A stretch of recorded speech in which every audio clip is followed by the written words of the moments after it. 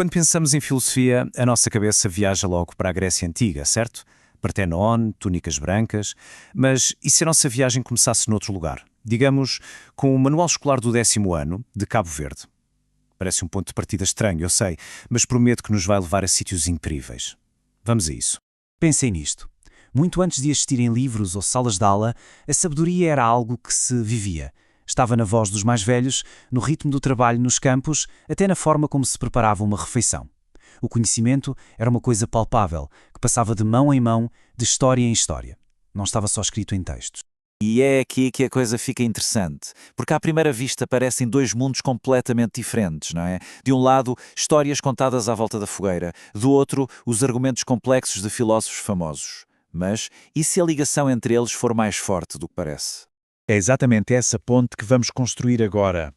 Vamos ver como essas tradições culturais, essas histórias e canções não são apenas folclore. Na verdade, elas são a base, os verdadeiros alicerces sobre os quais o pensamento filosófico foi construído. Olhem para o caso de Cabo Verde. A cultura ali pulsa com a tradição oral. As histórias do Tilobo, por exemplo, não são só para entreter. Elas ensinam sobre moralidade, sobre o que é certo e errado. As canções dos agricultores dão um ritmo ao trabalho e criam um sentimento de comunidade. Até a música da Cesária Évora, ela eleva a alma, a Morabeza de Cabo Verde para o mundo inteiro. Tudo isto é, no fundo, uma forma de conhecimento. E aquele manual cabo-verdiano tem um nome genial para isto: filosofia espontânea. Adoro o termo. É a filosofia que nasce, bem, espontaneamente, da vida em comunidade. É o que acontece quando as pessoas, juntas, usam as ferramentas que têm, seja um mito, uma canção, uma dança, para tentar entender o mundo à sua volta. Ok, então, esta ideia de filosofia espontânea é o ponto de partida perfeito para uma das maiores revoluções do pensamento humano. Agora sim, vamos fazer aquela viagem que todos esperavam. Vamos até à Grécia Antiga para ver como uma nova forma de pensar começou a surgir e o mito começou a dar lugar à razão. Esta transição é fundamental. De um lado temos o mitos. É uma história, a gente acredita porque confia em quem a conta. Explica o mundo com deuses, heróis, feitos incríveis. Do outro lado nasce o Logos. O Logos não é uma história para se acreditar, é um argumento para se analisar. Não pede fé, pede lógica. E não procura respostas no céu, mas sim aqui na terra, nas leis da natureza. E estes foram os pioneiros do Logos. Pensem nisto. Talos, Anaximandro, Anaximenes, eles olharam para o universo e, em vez de verem a fúria de Zeus ou a vontade de Poseidon, eles perguntaram: do que é que tudo isto é feito?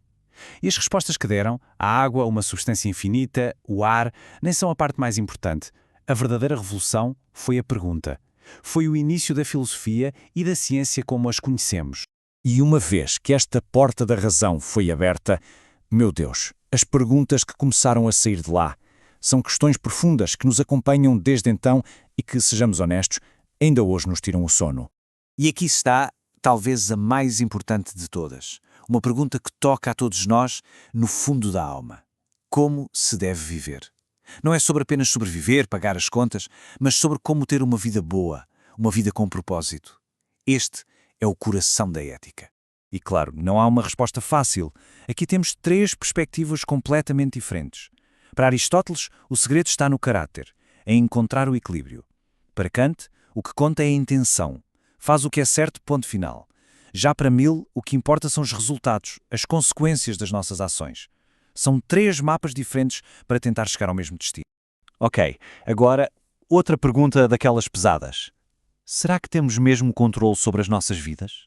As escolhas que fazemos são realmente nossas? Ou somos apenas um produto da nossa biologia, da nossa educação, das circunstâncias? E depois aparece o existencialista Jean-Paul Sartre. E, boom! Ele diz que não só somos livres, como é impossível escapar a essa liberdade. Ele diz que estamos condenados a ser livres.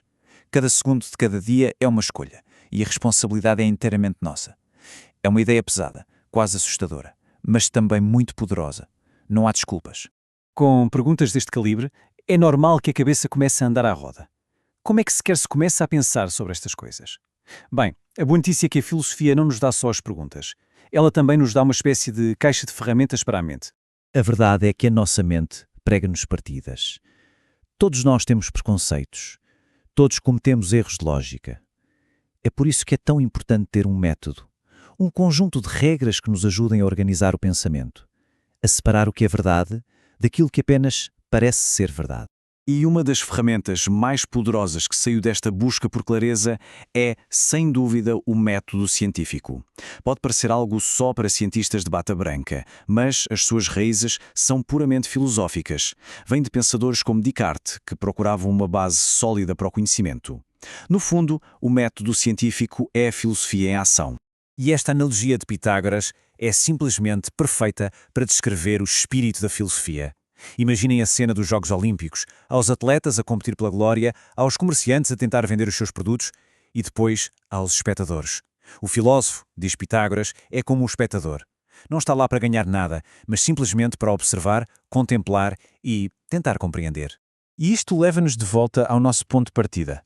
Fechamos o círculo e agora tudo vai fazer sentido. Vamos ligar os pontos entre as canções de Cabo Verde e os grandes pensadores gregos.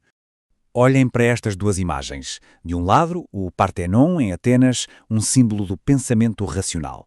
Do outro, mulheres cabo-verdianas no seu dia-a-dia. Parecem mundos à parte, não é?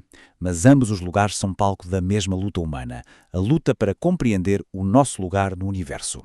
E esta é a grande ideia. A filosofia não pertence a um povo, a uma época ou a um grupo de académicos de óculos. A sua essência, aquele desejo inquieto de perguntar, de procurar sentido, de compreender, é uma das coisas mais universais e fundamentais da experiência humana. Está em todo o lado. A filosofia formal começou com uma pergunta simples sobre de que era feito o mundo. A filosofia espontânea nasce todos os dias, com perguntas sobre a vida, a morte, o amor. A tradição continua bem viva. A única coisa que é precisa é a curiosidade. E isso deixa-nos a pensar: qual será a próxima grande pergunta?